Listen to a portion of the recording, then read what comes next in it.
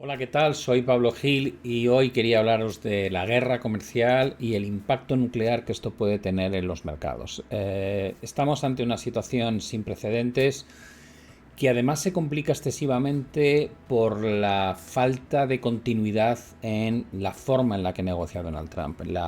Parece que la salsa que alinea la ensalada que prepara tiene que estar cargada de una gran incertidumbre para que nadie, yo creo que ni siquiera su propio equipo, sabe por dónde va a salir 48 horas más tarde. Eso genera una dificultad extrema a la hora de prevenirnos contra los movimientos de mercado y, por supuesto, contra cualquier planificación que pueda hacer un empresario de cara a los próximos años.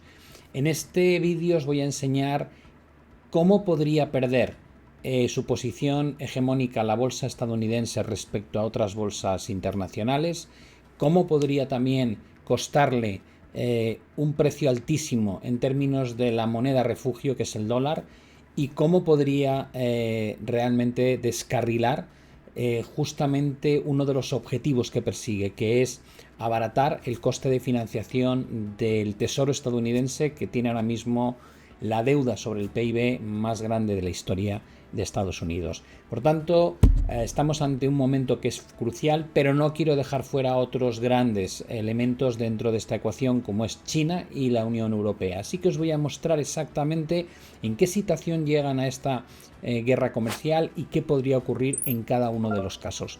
Seguidme y lo veréis, porque va a ser muy entretenido, además de muy interesante.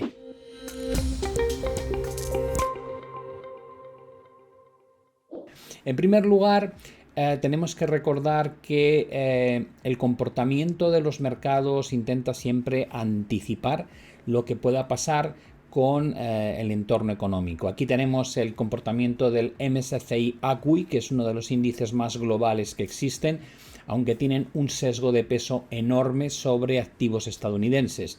Como veis, la primera andanada de preocupación se ha plasmado en una corrección que prácticamente ha rozado lo que solíamos denominar áreas correctivas de menor calado durante el periodo 2009 en adelante. Estas son los momentos más críticos de la burbuja, perdón, de la situación de la crisis de los PICs, es decir, Portugal, Italia, Grecia y España. Aquí tenemos el pinchazo de la burbuja en la bolsa china. Aquí tenemos el descalabro que se produce en los mercados financieros cuando la Reserva Federal estaba subiendo las tasas de interés y tiene que cambiar el rumbo. Después tenemos el efecto de la gran contracción que tuvo lugar durante el año 2022, en el que hablábamos casi todos de que iba a haber una recesión en Estados Unidos, y como veis nos hemos acercado mucho a esa cota, a ese punto clave que podría determinar lo que es una corrección menor. Y luego tendríamos el final del pinchazo de la burbuja inmobiliaria y la crisis financiera en 2008 y el COVID, para marcar una extensión que podría ser mucho mayor. Podríamos decir, por tanto, que el movimiento que hemos visto hasta ahora solamente encaja con una corrección menor de las muchas que hemos tenido durante los últimos 15 años, e incluso un poco corta comparativamente a que en otras ocasiones entrábamos de lleno en esta zona, y que si realmente hubiese una debacle desde el punto de vista de crisis financiera, recesión, etcétera, como mínimo deberíamos estar planteando correcciones de un 25% adicional desde esta zona central, lo cual nos dejaría correcciones superiores desde los máximos al 40%. Desde el punto de vista de indicadores, los cortes descendentes en zona de sobrecompra de estocásticos mensuales o las triples divergencias que hay en términos de RSI justifican o al menos avalan que ese escenario mucho más negativo del que todavía hemos visto pudiese ser una realidad. Por otro lado, recuerda que se puede invertir en todo tipo de mercados, y en el momento actual el mercado inmobiliario en España sigue siendo una buena opción, porque la subida del precio solo se va a arreglar si aumenta la oferta. Así que déjame que te presente al patrocinador de este vídeo, Cibisland. Es la plataforma líder en financiación participativa que pone en contacto a promotores profesionales con inversores. Lo más importante al invertir es saber diversificar el riesgo. Tras el anuncio de la guerra comercial de Donald Trump, esto es aún más importante dado el impacto directo que tiene en las bolsas de todo el mundo. Inversiones en inmobiliario siguen siendo interesantes, dado que el problema actual es la falta de oferta en el mercado, algo que solo se soluciona incrementando el suelo urbanizable y desarrollando proyectos de nueva construcción que permitan a medio plazo suplir la demanda existente. Con un LTV, es decir, Loan to Value de los proyectos en torno a un 50%, las inversiones en Cibislen cuentan con un margen significativo para proteger al inversor en entornos de gran incertidumbre como el actual. Es decir, que si por alguna razón el promotor no devolviese el dinero al cliente, Cibislen podría ejecutar esa garantía que tiene un Loan to Value de 50%, es decir, podría malvender ese activo a fin de poder devolver sin problemas el dinero a sus clientes. Además, recuerda que no solamente se trata de diversificar, sino también de construir una cartera que no se centre solamente en un bien. En este caso, el hecho de que puedas hacer inversiones de tan solo 250 euros en la plataforma hace que puedas escoger distintas promociones inmobiliarias en áreas geográficas distintas o por estilo de construcción, con lo cual el riesgo que asumes es mucho menor. Te dejo en la descripción del vídeo un enlace a su plataforma para que lo puedas ver. Siguiendo ya con la explicación. Por otro lado, cuando nos vamos al análisis de cómo llega Estados Unidos a esta situación de incertidumbre extrema, nos encontramos con que tiene un PIB del 2,5%, tiene una inflación general del 2,8%, una deuda sobre el PIB de 122,3%, un déficit público de 6,2%, déficit comercial de 122 billones de dólares y una tasa de desempleo del 4,2%. Es verdad que aquí no están computándose todos los miedos y sustos que parece que se han ido acumulando durante las últimas semanas. De hecho, el modelo de la Reserva Federal de Atlanta, que pronostica con antelación qué cree que va a ocurrir con la tasa de crecimiento del PIB de Estados Unidos, es decir, cuánto va a crecer la economía americana, pronostica un desplome de en torno del 2,5%, pero como todos sabéis, dentro del cálculo del crecimiento económico de cualquier país medido como PIB, tenemos en cuenta el consumo, la inversión, el gasto público y el comercio exterior. Debido a la gran importación de oro que se ha realizado durante los últimos meses, que hace que el déficit comercial se dispare, afecta muchísimo al cómputo del PIB y por eso la propia Reserva Federal de Atlanta lo que ha hecho es ajustar el valor de lo que cree que va a ocurrir con la economía sin tener en cuenta el efecto de las importaciones masivas de oro. Desde ese punto de vista estaríamos, como veis, con datos negativos de crecimiento para el primer trimestre, pero no tan llamativos como antes. Serían datos de en torno a 0,3-0,4% negativo, lo cual evidentemente sigue siendo un dato muy malo teniendo en cuenta que el dato anterior confirmado superaba el 2%. Por otro lado, cuando nos vamos a la representación gráfica de lo que es la radiografía de la situación económica que atraviesa Estados Unidos, vemos que a lo largo de los últimos 30 años, primer gráfico de todos, el PIB ha tendido a bajar a un ritmo cada vez mayor, es decir, la tendencia media del PIB ya no es la que había hace 30 años y de hecho la propia Reserva Federal habla de una tasa de crecimiento a largo plazo en el entorno de 1,8. Los valles enormes que veis aquí, los picos posteriores, corresponden al efecto del COVID. Como estamos calculando una tasa interanual, todo desplome suele venir acompañado posteriormente de un rebote muy alto. Si miramos cuál es la situación desde el punto de vista de la inflación, descubrimos que con el dato último actualizado es un 2,4%, bastante cerca al objetivo que persigue la Reserva Federal del 2%. Una de las cosas que más llama la atención es cómo Estados Unidos se ha ido endeudando desde finales de la década de los 80 hasta alcanzar récord histórico por encima del 120%, algo que no veíamos desde ese endeudamiento masivo que hubo que realizar para financiar la Segunda Guerra Mundial. Por otro lado, el déficit público que nos mide cuánto gasta en exceso el gobierno estadounidense respecto a cuánto ingresa vía impuestos, nos muestra que esa tendencia desde el año 58 casi es una constante, cada vez gastan más de lo que ingresan y que en este momento estamos en el punto de equilibrio o en torno al punto de equilibrio con una cantidad enorme de déficit público del 6,2%. Como sabéis, tanto esta métrica de aquí como esta métrica de aquí, el objetivo que tiene Donald Trump es reducirla. Por otro lado, tenemos el déficit comercial. Cuanto más importan de bienes de lo que exportan. Y como veis, estamos hablando de cantidades de 122 billones de dólares que prácticamente lo sitúan en la peor situación desde el año 60, realmente la peor situación histórica de Estados Unidos. Y por último, la tasa de desempleo, que no está muy lejos de niveles de mínimos históricos. Más o menos se suele decir que el 4% es pleno empleo, con lo cual en el plano laboral, como podéis observar, no se intuye ningún problema y no debería intuirse porque es una métrica retardada y por tanto nunca anticipa una situación complicada en el plano económico, ¿no? Sino que es el efecto de lo resultante de cuando la economía entra en una fase de recesión, que entonces es cuando se empieza a disparar el desempleo. Por tanto, este valor no nos va a ayudar desde el lado predictivo nunca. Una vez tenemos claro cuál es la situación, merece la pena ver en qué entorno se encuentra la bolsa estadounidense.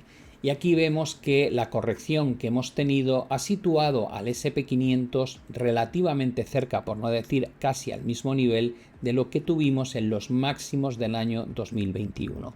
Es decir, en el peor momento que hemos vivido durante los últimos días, la bolsa cotizaba a los mismos precios que los máximos de 2021, principios de 2022, lo cual querría decir que hemos erradicado todos los beneficios generados durante los últimos 3 años.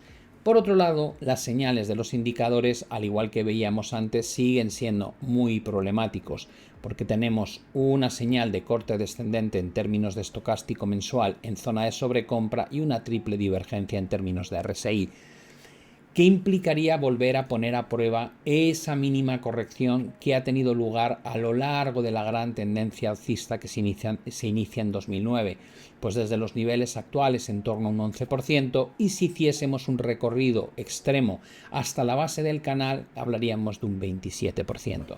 Daos cuenta que no estoy planteando en ningún caso movimientos de ruptura del canal, lo cual tendría repercusiones muchísimo más graves. No estamos hablando del final del movimiento alcista, simplemente de que esta situación pudiese provocar una rotación dentro de esa estructura hacia la base, ya que venimos desde el techo, desde los máximos. Por otro lado, cuando miramos las herramientas y los objetivos que tiene en su mano Estados Unidos y especialmente Donald Trump, la herramienta ha quedado muy clara: imponer aranceles globales a todo el mundo, salvo algunas dictaduras como en Cuba, como la que tenemos en Corea del Norte, la que tenemos en Bielorrusia o en Rusia. Al resto, todo el mundo tiene un 10% de arancel mínimo, después de haberlo rebajado in extremis cuando el mercado estaba sufriendo un auténtico castigo, y cargar las tintas sobre su principal competidor a nivel global, que es China, y con el que tiene casi 300.000 millones de déficit comercial. ¿Cuáles son los objetivos que persigue Donald Trump? Reducir el déficit fiscal y la deuda estadounidense, financiándola a través de esa recaudación vía aranceles, recuperar el esplendor del sector manufacturero, dando por hecho que si encarece muchísimo la entrada de bienes fabricados fuera a Estados Unidos, lo que va a forzar es que muchas empresas vengan a fabricar directamente a Estados Unidos, pero no tiene en cuenta, o parece que no le importa, el hecho de que la hora de trabajo de un empleado en Estados Unidos es muchísimo más alta que prácticamente la que paga cualquier otra parte en el mundo, y especialmente economías emergentes, donde estaba ahora mismo destinada la fabricación de ese tipo de productos. Y por último, poder bajar impuestos, con lo que incentivar la economía, el consumo, la inversión, etcétera, etcétera. Ese es el planteamiento de Donald Trump, y lo importante es intentar ver si efectivamente esa idea tiene algún tipo de sustento o de argumento demostrado. Y por otro lado, y esto me hace bastante gracia, Donald Trump aprovecha para criticar todo lo que han hecho los presidentes previos a él. Pero se nos olvida que él tuvo 4 años de mandato. Él estuvo entre 2017 y 2021. Con lo cual, ya que vamos a hacer una medición de lo que hacen los presidentes ineptos según Donald Trump desde hace 3-4 décadas, ¿por qué no valoramos lo que hizo él en su primer mandato? Y aquí vemos la realidad. Dices, la deuda subió de 20 billones a 27 billones. Dices, vaya. Y el déficit fiscal pasó de menos 3,1 a menos 14,5. y el déficit comercial pasó de 43 a 65 billones. Evidentemente, aquellos que defienden a Donald Trump dirán, no tengas morro, Pablo, en aquella época hubo algo que distorsionó todo, que fue el COVID. Digo, es verdad, tenéis toda la razón. Un elemento totalmente imprevisible que hizo que cambiasen las tornas a nivel global en cuanto a la imposición de políticas monetarias y fiscales expansivas. De manera que seamos justos, vayámonos al periodo antes del COVID. Es decir, ¿qué pasó con la economía estadounidense y estos objetivos que tanto marca Donald Trump como si fuesen la panacea entre enero de 2017, cuando toma el control de la economía estadounidense, y diciembre de 2019? Y aún así, sin el COVID por medio, la deuda pasa de 20 billones a 23,1, es decir, el endeudamiento de Estados Unidos aumentó y no se redujo. El déficit fiscal pasó de 3,1 a menos 4,6, empeoró, y el déficit comercial no sufrió ninguna mejora pese a la guerra comercial que libró con China. Se quedó estabilizado, como veis, en el entorno de esos 40 y tantos billones. Lo primero que uno debería pensar es, si en el primer mandato no conseguiste tus objetivos y en muchos casos incluso los deterioraste, ¿por qué debería confiar en que esta vez va a ser distinto? Máxime cuando estás utilizando una forma de dirigirte al mundo que empieza a recibir rechazos prácticamente de todos los líderes globales. Por otro lado, cuando nos vamos a la realidad de lo que pasa en China, nos encontramos con una situación, una foto estática donde el PIB crece a un ritmo del 5,4%, la inflación general es inexistente, está en el menos 0,1%, es decir, tienen más problemas de deflación que de inflación. La deuda sobre el PIB está en el 83,4%, el déficit público está en el menos 5,8%, el superávit comercial ha saltado a 170 billones y la tasa de desempleo se mueve en torno al menos 5,4%.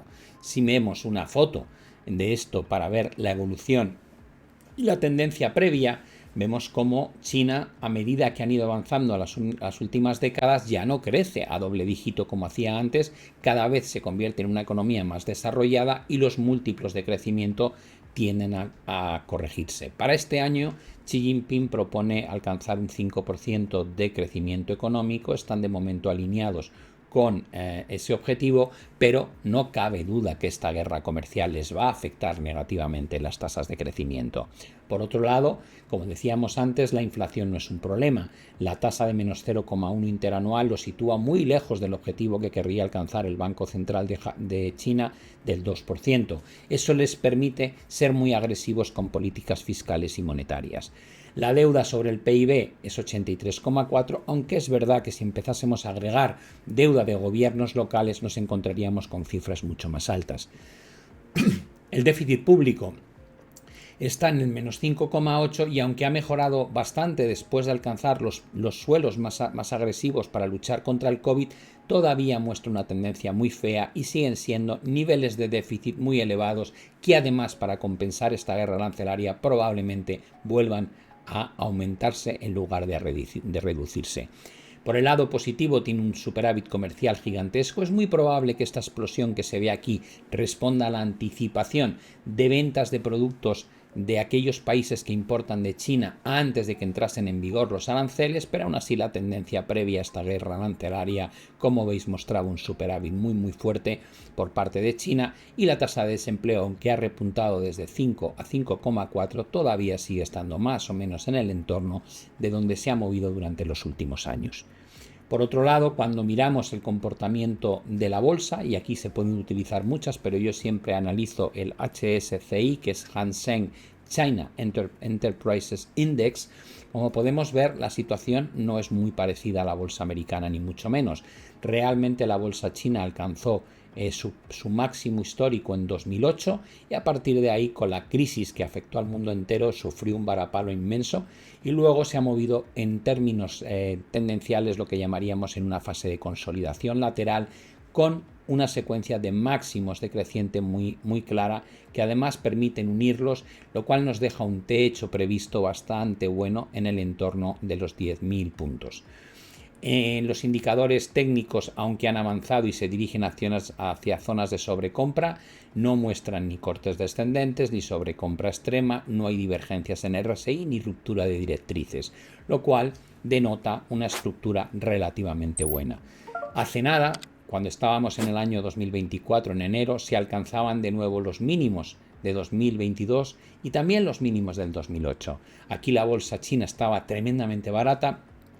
Fue cuando insistía mucho en que era una gran oportunidad de compra. Surgió aquí abajo, aunque no se ve en el gráfico mensual, un hombro cabeza a hombro muy interesante como catalizador del primer inicio de la subida de China, y desde entonces pues ya veis que ha pasado de cotas de 5.000, ha llegado a tocar niveles cercanos a 8.000.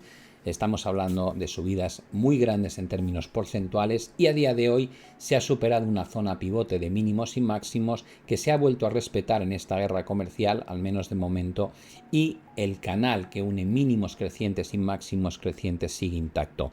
Desde los techos que alcanzó la bolsa china en esos 9.000 puntos, quedaba tan solo un 10% para haber llegado al nivel en el que yo quería deshacer mi posición. Siempre digo que la única estrategia que tengo ahora mismo en renta variable está en China, en este índice, y que de llegar a ese nivel, evidentemente, reduciría mi posición después de una revalorización de casi un 90%, que creo que es más que suficiente.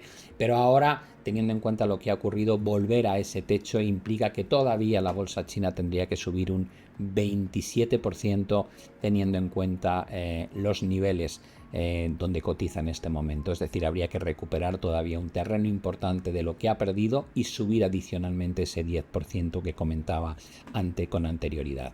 Bueno, ¿cuál es la situación desde un punto de vista de herramientas que pueda tener China para compensar el descalabro que le provoque la guerra arancelaria que ha iniciado Donald Trump? Evidentemente ya hemos visto que una parte consiste en poner aranceles recíprocos. El consejo que asesora a Xi Jinping le ha dicho: no siga subiendo los de 125% porque da igual, ya con esa subida de aranceles es inoperante, no va a tener sentido que mantengamos una relación comercial, con lo cual como se suele decir en economía, en la curva de rendimientos marginales decrecientes hay un momento en que por mucho que incrementas el efecto que produce es prácticamente nulo, y según China ya hemos alcanzado ese nivel con el 125%, con lo cual es más probable que a partir de ahora, si tiene que redoblar el ataque contra lo que haga Donald Trump, no lo haga a través de subidas de aranceles, sino que busque otras alternativas. Hemos visto en la restricción de exportaciones de tierras raras, la posibilidad de vender deuda estadounidense para provocar que se encarezca el coste de financiación para Estados Unidos. Puede tomar decisiones sobre el sector servicios. Hemos visto cómo ha limitado la entrada, por ejemplo, de películas de Hollywood a China. Bueno, podrá utilizar distintas mecánicas. No creo que vaya a ir tanto ya por repetir la subida arancelaria que proponga Estados Unidos. Por el lado propio suyo, sabiendo que esto le va a afectar sin lugar a dudas a la tasa de crecimiento económico, va a intentar meter estímulos para impulsar o mantener el consumo interno, intentará subsidiar algunas exportaciones, utilizará un fondo para estabilizar el mercado bursátil, y es algo que viene comentando desde hace tiempo, y va a intentar inyectar liquidez en el sistema reduciendo el coeficiente de reservas obligatorio de los bancos. También tiene la posibilidad de transferir parte de medios económicos a los gobiernos locales a través de la emisión de bonos especiales del Tesoro por valor de 1 billón de yuanes y, como decía antes, limitar la exportación de tierras raras, sobre las cuales tiene casi un monopolio a nivel global. En total, los estímulos de los que se están hablando ahora rondan los 274.000 millones de dólares aproximadamente, pero es algo que podría cambiar en función de cómo vaya evolucionando la economía en China. ¿Cuál es el objetivo? Pues evidentemente que esta guerra arancelaria golpee lo menos posible a los objetivos de crecimiento del 5%, a la confianza del consumidor y a la confianza de los inversores. Y entonces, bueno, una vez llegado aquí, queda el tercero en discordia, que es la Unión Europea. La Unión Europea llega a esta situación complicadísima con un PIB de 1,2%, una inflación general del 2,2%, una deuda sobre el PIB del 87,4%, un déficit público del menos 3,6%, un equilibrio prácticamente comercial porque tienen un superávit de tan solo 1 billón y una tasa de desempleo del 6,1%. Si esto lo vemos desde una métrica de lo que es la foto donde podamos analizar las tendencias, descubrimos que de nuevo la tasa de crecimiento en Europa en términos de PIB tiende a la baja desde prácticamente 1995 y el punto de equilibrio no está muy lejos del 0%, lo cual es un panorama muy feo. Por otro lado, la tasa de inflación sí se está acercando ya claramente al objetivo que tiene el Banco Central Europeo, ese 2,2%. La deuda sobre el PIB está en torno a 87,4. Es evidente que este nivel se va a disparar por la sencilla razón de que hemos aprobado un gasto de 800.000 millones para el rearme o lo que es aumentar el destino de cuánto gastamos del PIB en defensa, y esos 800.000 millones se van a financiar con deuda mayoritariamente. Por tanto, volveremos a ver tensionamiento en lo que es la métrica de deuda sobre el PIB en Europa, y si se produce o se consolida finalmente el miedo a una desaceleración económica, como la deuda respecto al PIB se mide en términos relativos, eso también va a ayudar a que suba. Por otro lado, el déficit que mantenemos, el déficit público, es del 3,6, como veis mucho más bajo que el que tiene Estados Unidos y China, pero también esto va a empeorar porque hemos eliminado las restricciones a ese déficit. Hemos dicho, vamos a ser laxos, no vamos a imponer ciertos castigos a aquellos que no cumplan con ese nivel del 3%, y ahora vamos a dejar que el gasto, por ejemplo, en defensa no compute dentro de ese control.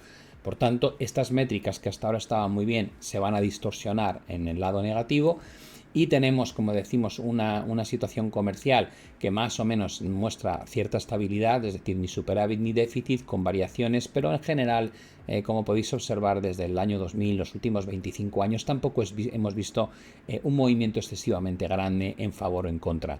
Y por último, una tasa de desempleo que está en el mejor momento que se registra desde que se crea la Unión Europea, con el 6,1%.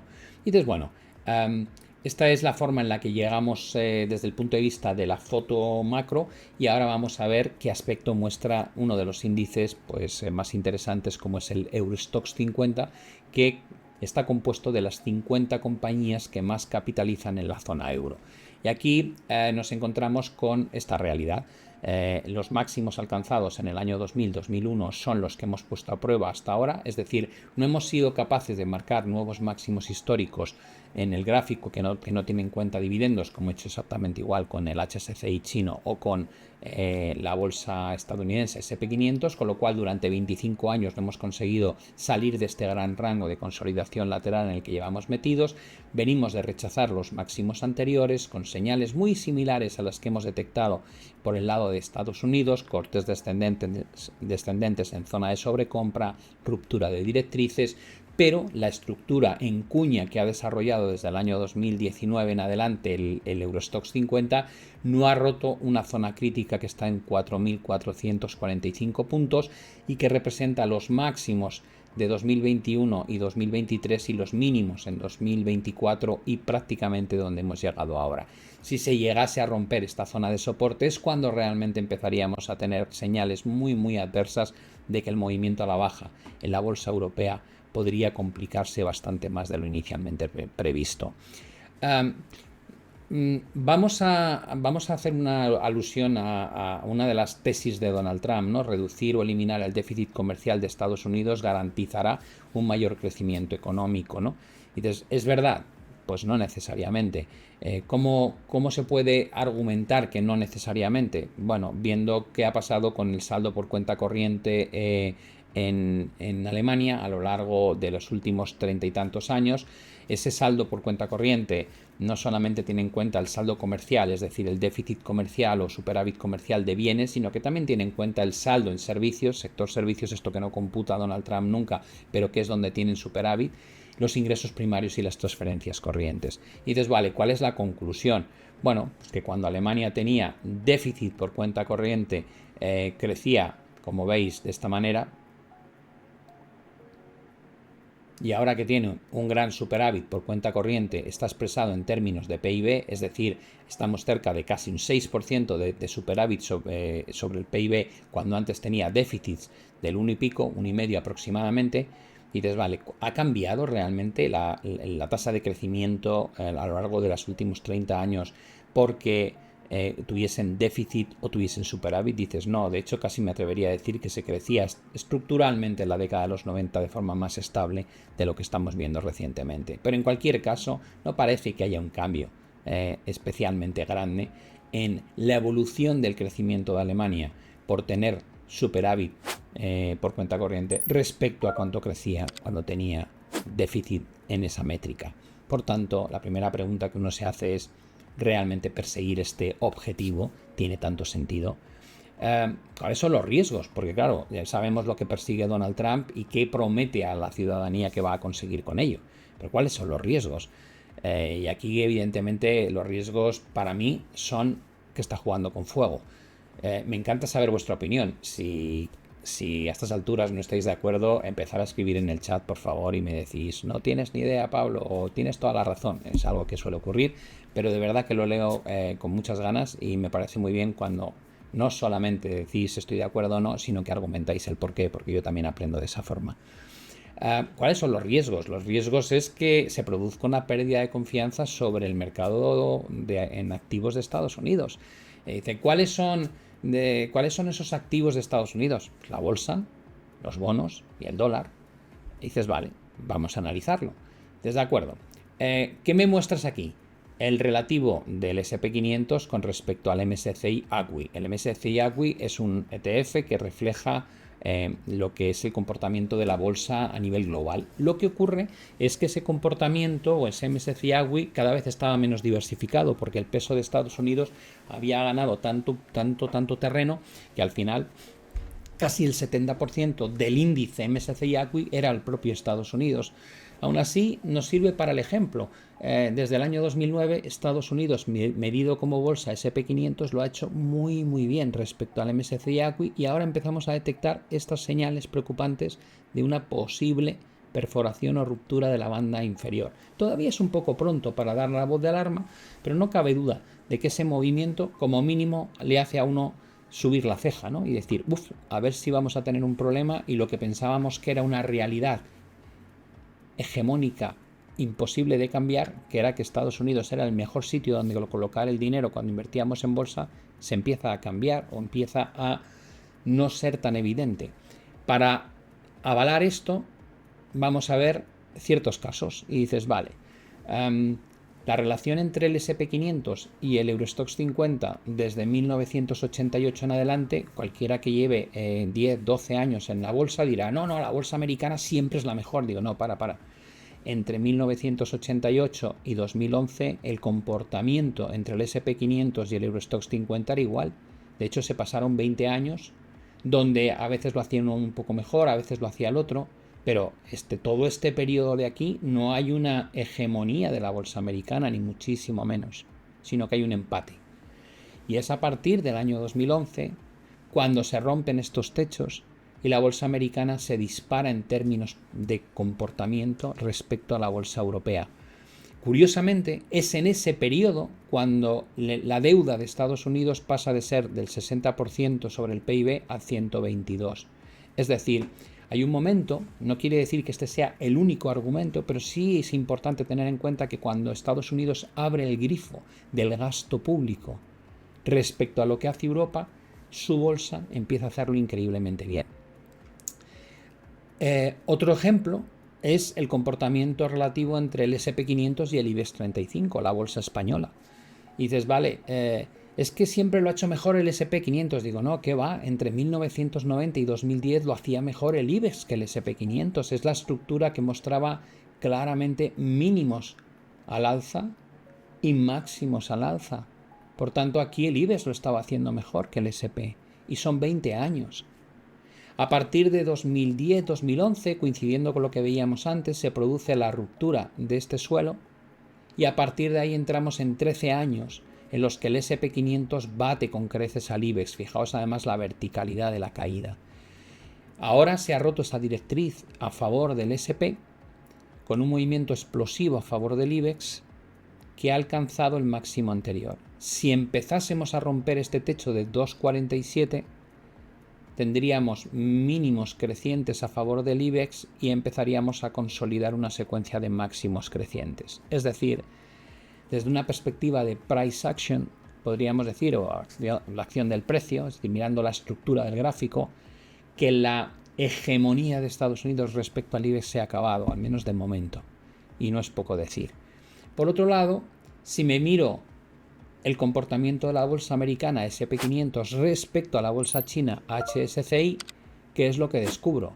Pues lo que descubro es que no hay más datos antes de 2003, por eso no alargo el gráfico hacia la izquierda. Probablemente de hacerlo, la bolsa china desde mucho antes de 2003 ya lo hacía mejor que la bolsa estadounidense, pero con los datos que tengo, 8 años durante el cual el HSCI chino lo hace mejor que el SP500. Es a partir de nuevo de 2011 cuando se invierte ese proceso y empezamos a tener un comportamiento mucho mejor de la bolsa estadounidense, que parece que al menos en la directriz última, la que unía los últimos máximos decrecientes, ya se ha roto esa directriz y ha dado pie a una estructura distinta, donde detectamos mínimos crecientes y máximos crecientes a favor de China.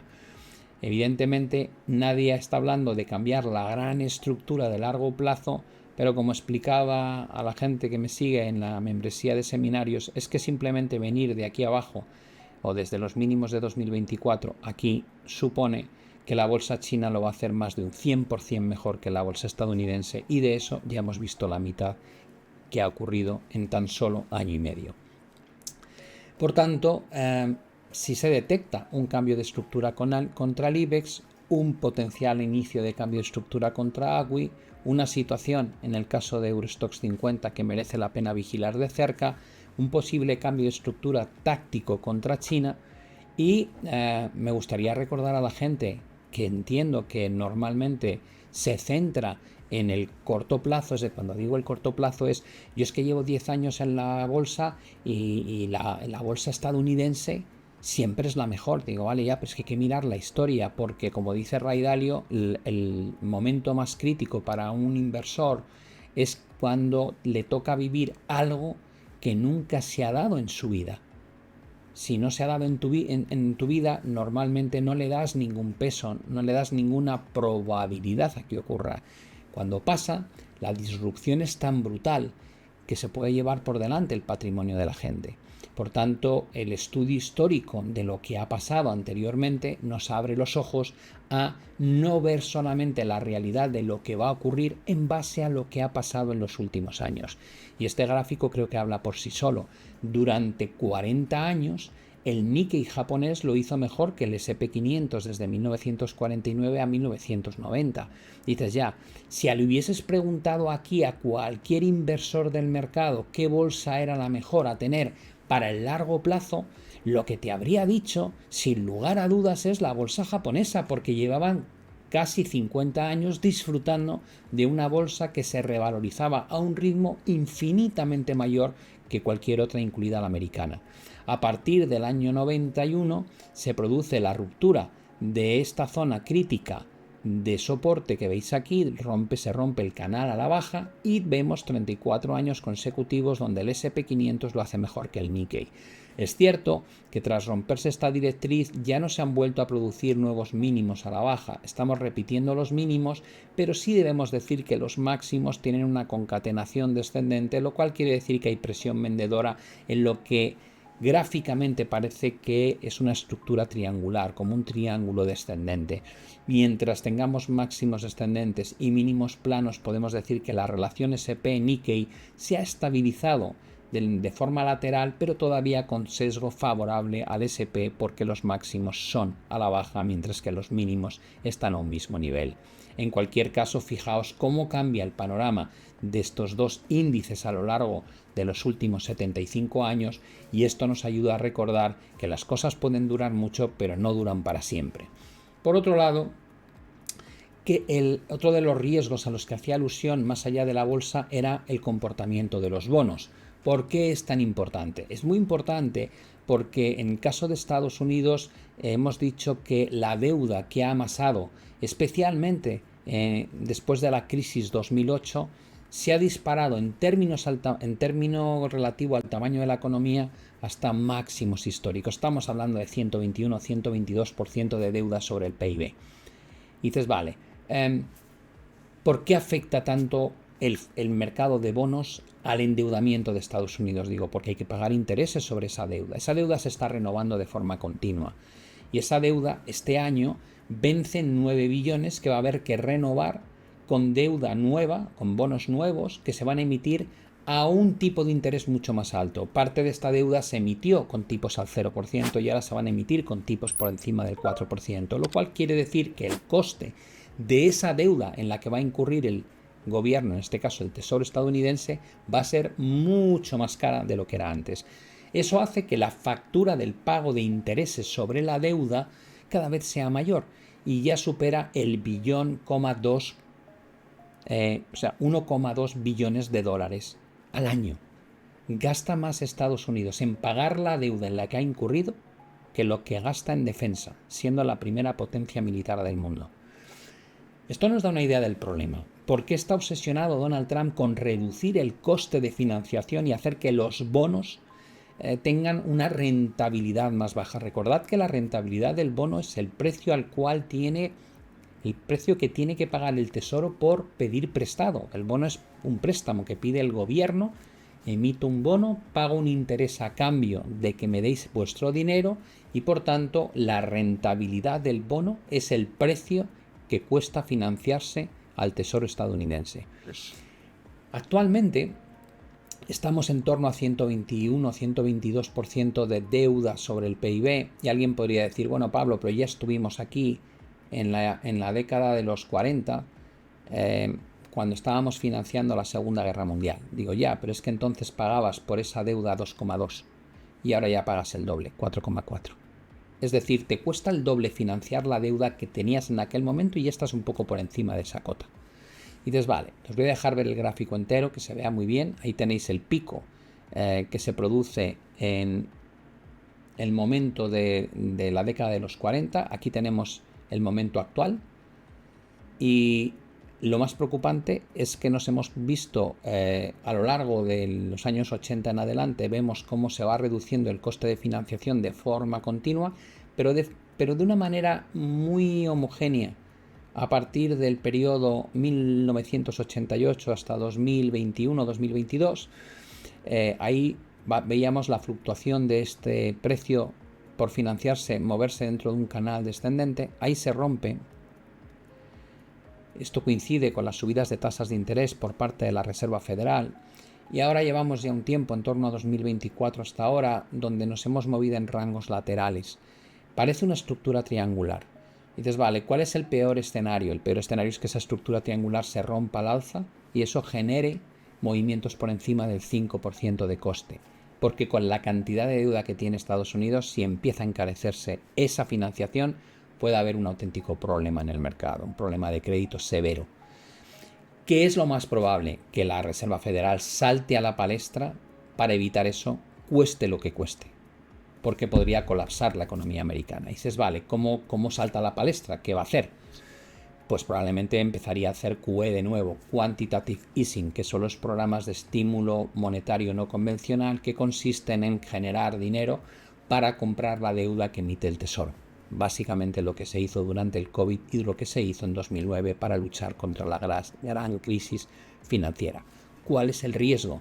Que si haces eso, podrías retroalimentar una espiral inflacionista en un momento donde lo que provoca precisamente este problema es una guerra arancelaria que ya va a provocar presiones inflacionistas porque has metido un 10% de aranceles a nivel global donde antes no lo había y encima con tu principal socio comercial que es China con 300.000 millones de déficit comercial le acabas de meter un 145% de aranceles que no vas a pagar tú, lo va a pagar el ciudadano y las empresas estadounidenses hasta que consigan sustitutos suficientemente buenos a lo que te ofrecía China. La situación, como veis, es del todo compleja. Si esto se nos va de madre, cuando se pierde la confianza en los mercados, es muy difícil recuperarla. Es como meter la pasta de dientes dentro del bote después de haberla sacado. Sacarla es muy fácil, meterla no tanto.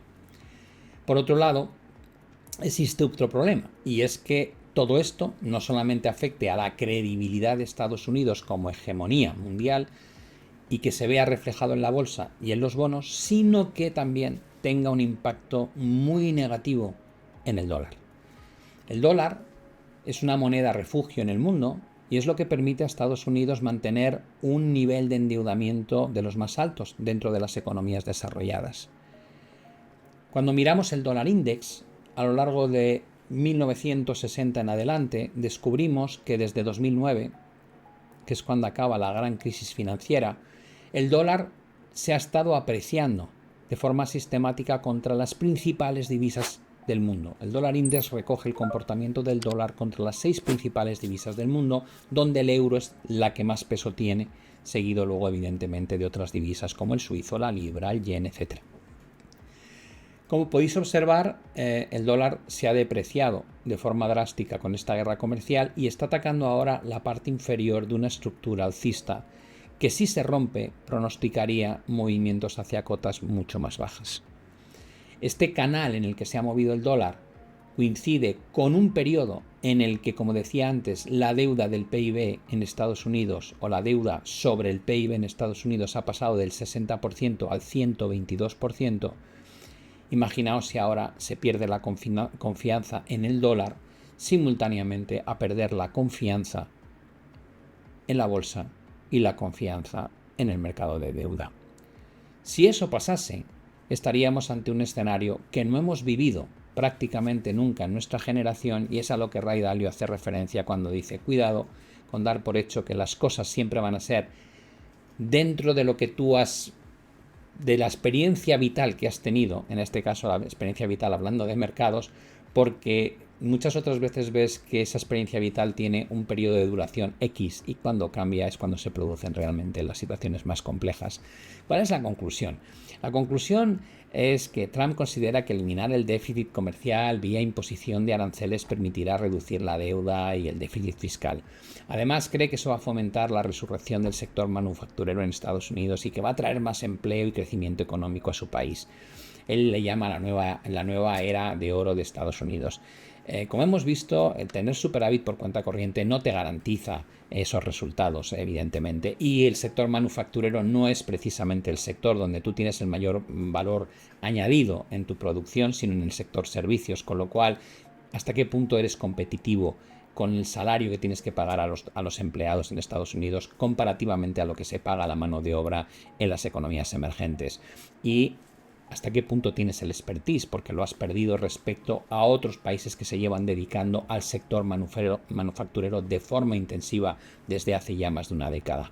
Por otro lado, el cúmulo de medidas agresivas, la falta de respeto a sus socios comerciales, los cambios continuos de opinión y un planteamiento tal vez de base erróneo puede acabar generando la pérdida de confianza en el pilar de lo que es la economía estadounidense, que es precisamente el mercado de capitales y el dólar como moneda refugio. Eso es lo que le ha permitido mantener un endeudamiento crónico desde el año 2009, haberlo duplicado sin que haya tenido ningún efecto. Por tanto, esta situación en la que se encuentra Estados Unidos con un Donald Trump muy crecido, que parece que nadie le lleva la contraria, le permite asumir ciertas premisas como que son totalmente ciertas, poner en el fuego toda la agresividad que quiera porque internamente no recibe demasiados contraataques, y porque externamente la posición de debilidad que tienen muchas economías en el plano comercial hace que se plieguen a los deseos de Estados Unidos, no quiere decir que tenga que durar para siempre. Tal vez no sea la respuesta de la comunidad internacional la que haga entrar en razón a Donald Trump. Tal vez lo que ocurra es que Donald Trump, mientras cava esta tumba, acabe por llevarse su propio pie, es decir, se golpee con el pico en su pie, y lo que haga es que entre la economía estadounidense en una recesión que no sea, como él cree, transitoria o un precio a pagar, como él suele decir, la medicina necesaria para curar al enfermo, sino que realmente lleve al enfermo a la UCI o incluso a algo peor. Está por ver. Cada 48 horas tenemos un titular nuevo por parte de Donald Trump. Es muy difícil decidir si va a recular, si se va a dar cuenta de sus errores, si va a acertar. ¿Cómo van a responder los demás? De momento sí sabemos que tenemos 3 meses de incertidumbre extrema, donde probablemente va a estar bombardeando al mercado con cambios de opinión continuos. Habrá que ver el paquete que saca finalmente China para compensar el deterioro económico que va a sufrir su economía. Habrá que ver si Europa, que estaba relegada a un tercer lugar cada vez con menor importancia desde el punto de vista geopolítico, consigue algún tipo de equilibrio con Estados Unidos, tal vez comprándole mucho armamento y energía para reducir esa factura de déficit comercial y no cabrear a su principal socio en la OTAN. Hay muchas cosas que ver. El entorno es de los más complicados que yo he visto en los últimos 40 años. Si quieres saber más sobre el momento histórico al que nos enfrentamos, te invito al evento que celebro el 10 de mayo en el Cine Kinépolis de Madrid. Va a ser una jornada completa rodeada de grandes referentes de mercado. No todos piensan como yo. El debate va a ser interesantísimo. Y básicamente os vamos a hablar de los riesgos y oportunidades de inversión que se presentan en un entorno tan sumamente incierto como el que atravesamos ahora mismo. Si te apetece, quedan muy pocas entradas ya. Te dejo el enlace para que te puedas apuntar. Está en la descripción de este vídeo. Como siempre, sígueme en redes. Intentaré mantenerte informado sobre las cosas que me parecen más interesantes y que voy viendo. Ten cuidado. Sé conservador. No está el momento del mercado como para andar haciendo apuestas muy agresivas, en mi opinión.